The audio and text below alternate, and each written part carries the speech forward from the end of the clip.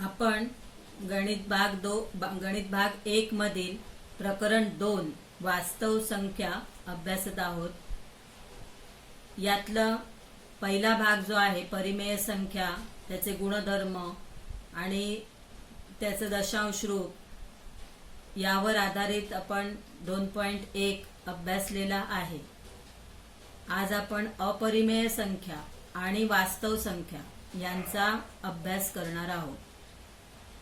आता वास्तव संख्याची व्याख्या आपल्याला गेल्या वर्षी देखील झालेली आहे। ज्या संख्या रेषेवर बिंदूंनी दाखवता येतात त्या संख्यांना वास्तव संख्या म्हणतात। सर्व परिमेय संख्या या संख्या रेषेवर दाखवता येतात, म्हणून सर्व परिमेय संख्या वास्तव संख्या आहे। तर परिमेय संख्या रेषेवर कशा दाखवायच्या आपण हा भाग गेल्या वर्षी अभ्यासलेला आहे।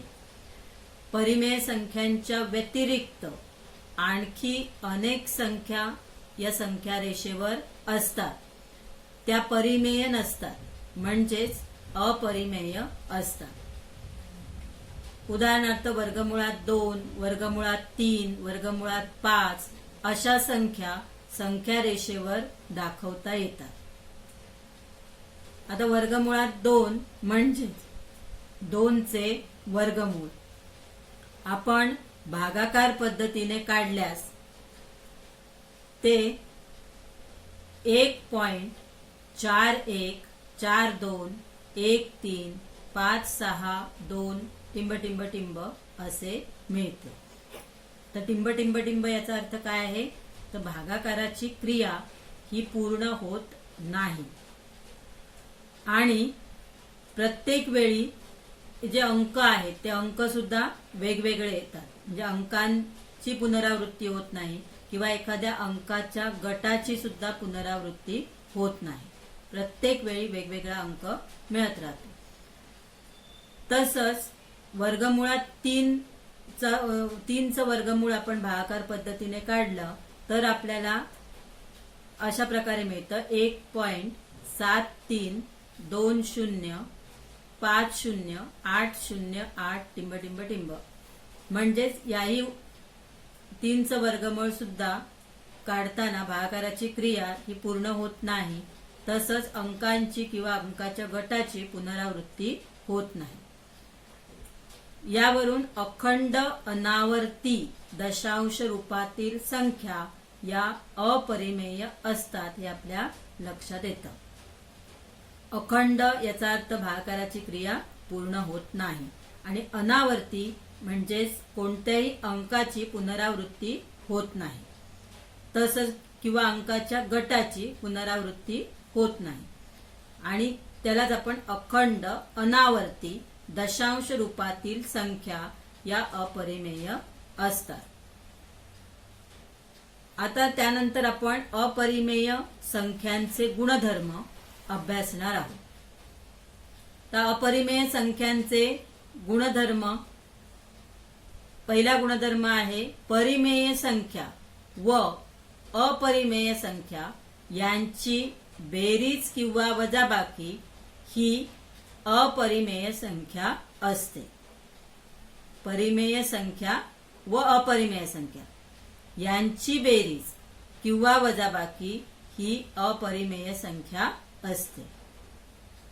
शून्येतर परिमेय संख्या व अपरिमेय संख्या यांचा गुणाकार किंवा भागाकार ही सुद्धा एक अपरिमेय संख्या असते।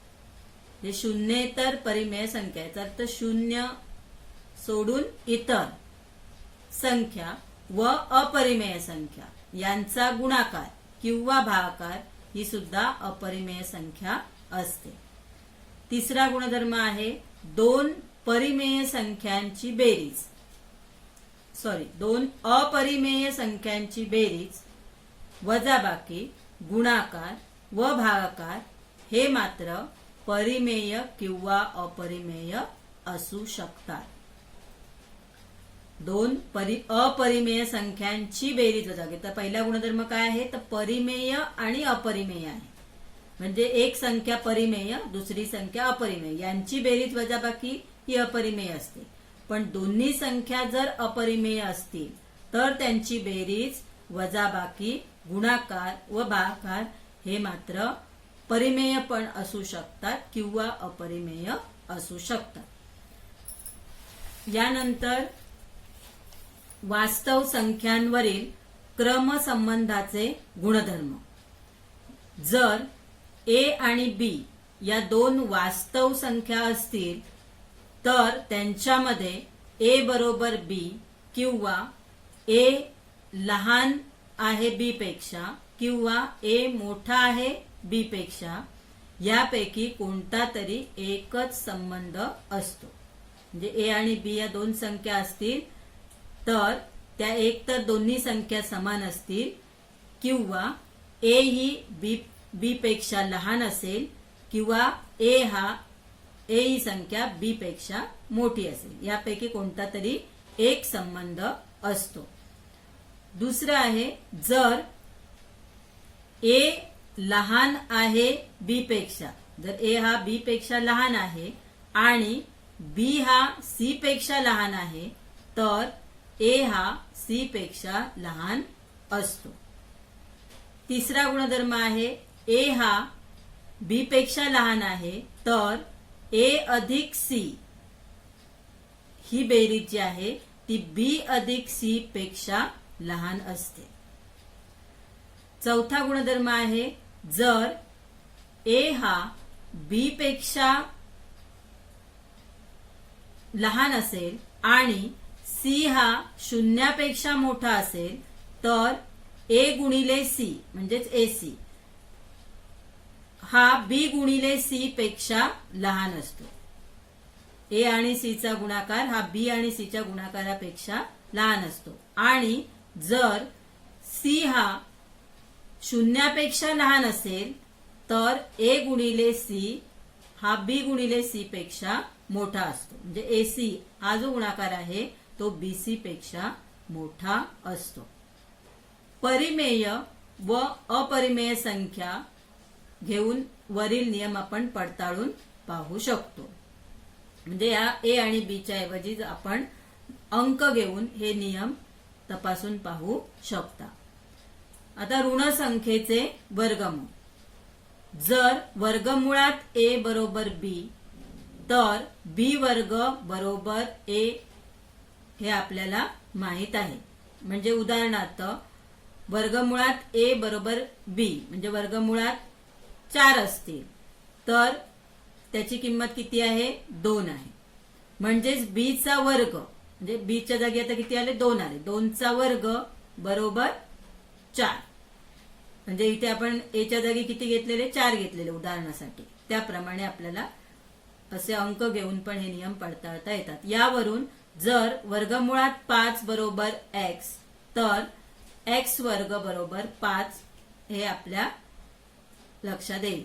तसेच आपल्याला माहित आहे की कोणत्याही वास्तव संख्येचा वर्ग हा नेहमी ऋणेतर संख्या येते. कोणत्याही वास्तव संख्येचा वर्ग नेहमी ऋणेतर संख्या येते. ऋणेतर म्हणजे ऋण सोडून इतर म्हणजेच धनसंख्या असते किंवा शून्य असू शकतो. परंतु वास्तव संख्येचा वर्ग कधीही ऋण संख्या असणार नाही.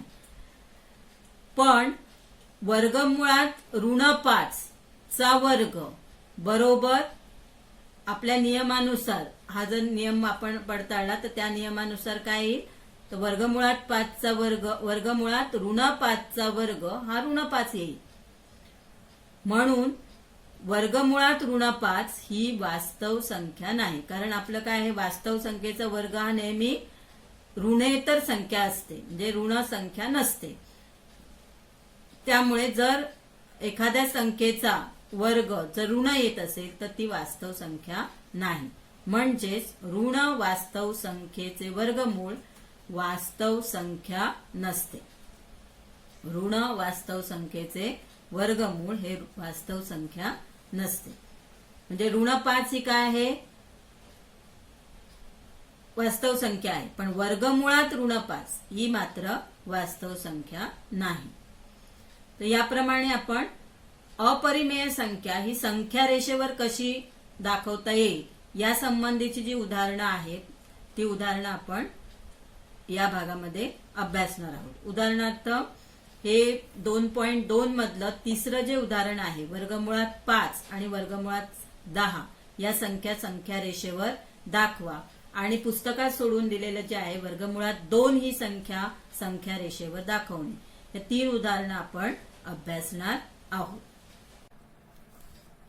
आता आपल्याला वर्गमुळात 2 ही संख्या रेषेवर दाखवायची आहे. म्हणजेच √2 आपल्याला नंबर लाईनवर दाखवायचं आहे. तर नंबर लाईनवर संख्या दाखवण्यासाठी आपल्याला पहिली एक लाईन ड्रॉ करावी लागेल.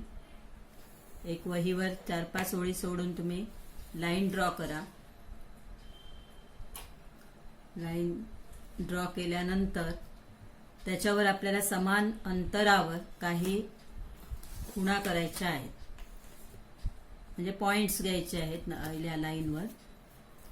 आता हे पॉइंट्स मधलं जे डिस्टन्स आहे ते समान असलं पाहिजे. म्हणून आपल्याला मी 3-3 सेंटीमीटरचं अंतर घेतलेलं आहे.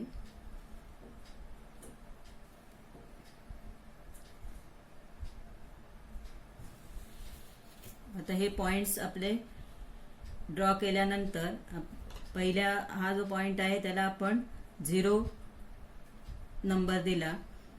0च्या डाव्या बाजूला काय असतात, सगळे मायनस नंबर असतात, म्हणजे -1, -2, -3 असे असतील. उजव्या बाजूला 1, 2, 3 याप्रमाणे नंबर असतील. आता ही काय झाली, नंबर लाईन तयार झाली. आता या नंबर लाईनच्या तिकडे जिथे 0 आहे कोऑर्डिनेट, तिथे आपण O हे त्याला पॉइंटला नाव द्यायचं आहे आणि 1 हा जो नंबर आहे तिथे आपण तो जो पॉइंट आहे त्याला A म्हणू. आता A या पॉइंट पाशी आपल्याला एक लंब रेषा काढायची आहे, म्हणजेच परपेंडिक्युलर ड्रॉ करायचा आहे. हा तुम्ही परपेंडिक्युलर कोन मापकाच्या सहाय्याने किंवा त्रिकोणी गुण्या जो असतो त्याच्या सहाय्याने काढू शकता. हा परफेक्ट 90 डिग्रीचा अँगल तयार झाला पाहिजे. हा जर अँगल बिघडला तर आपल्या संख्या पुढे मागे होऊ शकतात. त्यामुळे हा 90 डिग्रीचा अँगल येणं महत्वाचं आहे. त्यासाठी शक्यतो कोन मापकाचा वापर करा. त्यानंतर आपल्याला ह्या O जो पॉइंट आहे, या O या पॉइंट पासून A या पॉइंट पर्यंत, म्हणजे हे 1 युनिट डिस्टन्स आहे. हे 1 युनिट डिस्टन्स आपण A या पॉइंट पाशी हे लोखंडी टोक ठेवायचं आणि ही जी लंबरेषा काढलेली आहे त्यावर एक आर्क घ्यायचा आहे. आता हा जो पॉइंट मिळाला आपल्याला, हा पॉइंट आपला B आहे. B आणि O काय करायचं आहे, जॉईंट करायचं आहे. B आणि O जॉईंट करायचं आहे. आता हा OAB हा जो ट्रायंगल तयार झाला, हा राईट अँगल ट्रायंगल आहे, म्हणजेच काटकोन त्रिकोण आहे. आणि OB हा या काटकोन त्रिकोणाचा कर्ण आहे, म्हणजे डायगोनल आहे. तर हे जे डिस्टन्स आहे O पासून A पर्यंत हे किती आहे, 1 युनिट आहे. 1 एकक किंवा 1 युनिट आहे. आणि OB हे AB हे जे डिस्टन्स आहे ते सुद्धा 1 युनिट आहे. आता आपल्याला OB ची लेंथ काढायची, तर पायथागोरसचा थिअरम वापरून आपण OB ची लेंथ काढू शकतो. पायथागोरस थिअरम नुसार OB स्क्वेअर म्हणजे OB चा वर्ग बरोबर OA चा वर्ग प्लस AB चा वर्ग. आता इथे OA किती आहे, 1 आहे, म्हणजे 1 चा वर्ग अधिक AB सुद्धा 1 आहे, म्हणजे 1 चा वर्ग. 1 चा वर्ग 1, 1 चा वर्ग 1, 1 अधिक 1 झाले 2. तर OB चा वर्ग बरोबर 2 आले. आपल्याला काय काढायचंय, OB काढायची आहे. मग आपल्याला दोन्ही बाजूचं काय घ्यावं लागेल, वर्गमूळ घ्यावं लागेल. वर्गमूळ घेतल्यानंतर OB मिळेल आपल्याला, आणि 2चं वर्गमूळ आपल्याला काढता येत नाही, म्हणजे वर्गमुळात 2च राहतील. दोन्ही बाजूचे वर्गमूळ घेऊन मग हे वर्गमूळ मिळालं, म्हणजे ही जी लेंथ आहे ती लेंथ किती मिळाली आपल्याला, √2 मिळाली. आता ही √2 हीच संख्या आपल्याला नंबर लाईनवर दाखवायची आहे. मग त्यासाठी हे जे डिस्टन्स आहे OB, हे डिस्टन्स आपल्याला कंपासमध्ये घ्यायचं आहे. कारण हे डिस्टन्स किती आहे? √2 आहे.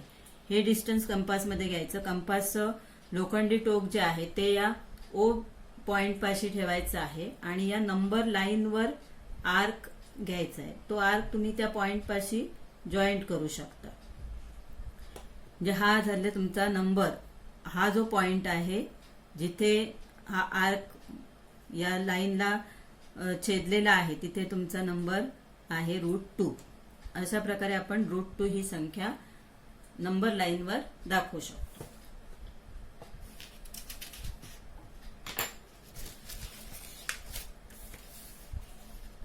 त्यानंतर सराव संच 2.2 मधला प्रश्न तिसरा आहे.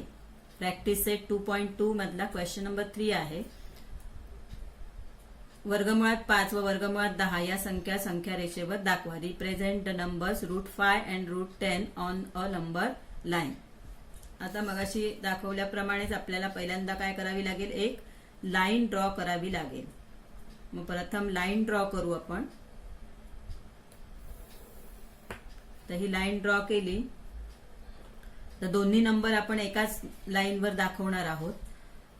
त्यामुळे आपण 0 जो आहे तो 0 थोडा या साईडला म्हणजे अगदी डाव्या साईडलाच घ्यायचा आहे. इथे डाव्या साईडच्या 0च्या डाव्या साईडला काय येतील? सगळे मायनस नंबर येतील, ऋण संख्या येतील. आणि आता या 0 पासून आपल्याला समान अंतरावर काय करायचे आहेत? खुणा करायच्या आहेत. मी कितीच्या खुणा केल्या? तर 3-3 सेंटीमीटरवर मी 1 युनिट पकडलेला आहे. त्याप्रमाणे वहीमध्ये तुमची स्पेस असेल त्याप्रमाणे तुम्ही नंबर्स घेऊ शकता. आता इथे आम्हाला 1, 2, 3, 4 1 सेंटीमीटर अंतर घेतलं तर ते एकदमच लहान होतं. म्हणून 3 सेंटीमीटरचं अंतर पुरेसं आहे. आता आपल्याला दाखवायची आहे संख्या √5 दाखवायची. वर्गमुळात 5 ही संख्या दाखवायची आहे. तर वर्गमुळात 5 ही संख्या ही वर्गमुळात 4 नंतर येते. म्हणजे वर्गमुळात 4 म्हणजेच नंबर कोणता आहे? 2 आहे. बरोबर. वर्गमुळात 4 म्हणजेच 2चा वर्ग किती? 4. म्हणजे वर्गमुळात 4 ही संख्या 2 आहे. मग 2 पाशी. तर इथे आपण या 2 या पॉइंटला काय नाव देऊ? A नाव देऊ. आणि हा आपला 0 जो पॉइंट आहे त्याचं नाव O आहे. आता इथे A या पॉइंट पाशी आपण परपेंडिक्युलर म्हणजेच लंब रेषा काढणार आहोत. म्हणजे 90 अंशाचा कोन झाला पाहिजे. या लाईनशी 90 अंशाचा कोन हा झाला पाहिजे. तर या पद्धतीने ही लंब रेषा काढली. लंब रेषा काढल्यानंतर आता हे जे O पासून A पर्यंतचं जे डिस्टन्स आहे ते किती आहे? 2 युनिट आहे. हे 2 युनिट अंतर आहे. 2 युनिट किंवा 1 युनिट, सॉरी 2 युनिट किंवा 2 एकक. आता आपल्याला वरची जी लाईन आहे त्याच्यावर 1 एककच घ्यायचं आहे. कोणताही नंबर ड्रॉ करायचा असेल तरी. मग इथे 1 पासून 2 पर्यंतचं अंतर घ्या किंवा 0 पासून 1 पर्यंतचं घ्या. कोणताही अंतर तुम्ही कंपासमध्ये घेऊ शकता. आता कंपासचं लोखंडी टोक 2 वर ठेवायचं आहे आणि ही लंब रेषा आहे त्याच्यावर आर्क घ्यायचा आहे. तर हा आर्क जो आहे तो आर्क पाशी आपला बिंदू मिळाला B. तर B आणि O जॉईंट करायचे. B आणि O जॉईंट करा म्हणजे आपल्याला एक राईट अँगल ट्रायंगल मिळेल ज्याचं नाव आहे OAB. हा राईट अँगल ट्रायंगल मिळाला. आता त्याच्यातलं हे जे डिस्टन्स आहे OA हे डिस्टन्स आहे 2 युनिट आहे आणि हे डिस्टन्स आहे 1 युनिट. म्हणजे 1 युनिट म्हणजेच एकक. इथे पण हे एकक. बरोबर. आता हे डिस्टन्स आपल्याला काढायचं आहे OB. OB किती असेल? तर हा जो ट्रायंगल तयार झाला हा राईट अँगल ट्रायंगल आहे. पायथागोरस प्रमेयानुसार OBचा वर्ग बरोबर काय होईल? OAचा वर्ग. OA किती आहे? 2 आहे. म्हणजे 2चा वर्ग अधिक OABचा वर्ग. AB किती आहे? 1 आहे. 1चा वर्ग. 2चा वर्ग किती? 4 अधिक 1चा वर्ग 1 बरोबर झाले 5. म्हणजे OBचा वर्ग बरोबर आले 5. आपल्याला काय वर्ग नको आहे OBचा, OB पाहिजे. म्हणजे काय घ्यायचं? वर्गमूळ घ्यायचं. म्हणजे ओबी बरोबर वर्गमुळात 5. म्हणजे ही जी लांबी आली ती वर्गमुळात 5 आणि वर्गमुळात 5च आपल्याला दाखवायची आहे. मग आपण काय करणार, ओ बी एवढं अंतर तुम्ही कंपासमध्ये घ्यायचं आहे आणि या संख्या रेषेवर आपल्याला आर्क तयार करायचा आहे. तर हा आर्क म्हणजे हा पॉइंट आपल्याला मिळाला या संख्या रेषेवर. हा जो पॉइंट आहे तो पॉइंट म्हणजे √5 आहे. अशा प्रकारे आपल्याला √5 दाखवायचं आहे. हे जे आपण ओबी काढलेली आहे ही काढून दाखवायची तुम्हाला गरज नाही, पण ते कसं आलं हे √5 हे दाखवण्यासाठी मी एक्सप्लेन केलेलं आहे. आता पुढचा नंबर आपल्याला दाखवायचा आहे √10. √10 हा कोणत्या नंतर येणार, √9 नंतर येणार. म्हणजे √9 म्हणजेच नंबर कोणता आहे, 3 आहे. √9 म्हणजेच नंबर आहे 3. मग इथे आपण दुसरा बिंदू घेतला, त्याला नाव देऊ आपण पी. ओ पासून पी पर्यंतचं डिस्टन्स किती येईल, 3 येईल. आता ओपी 3. आणि हे इथे आपल्याला काय काढायचं आहे,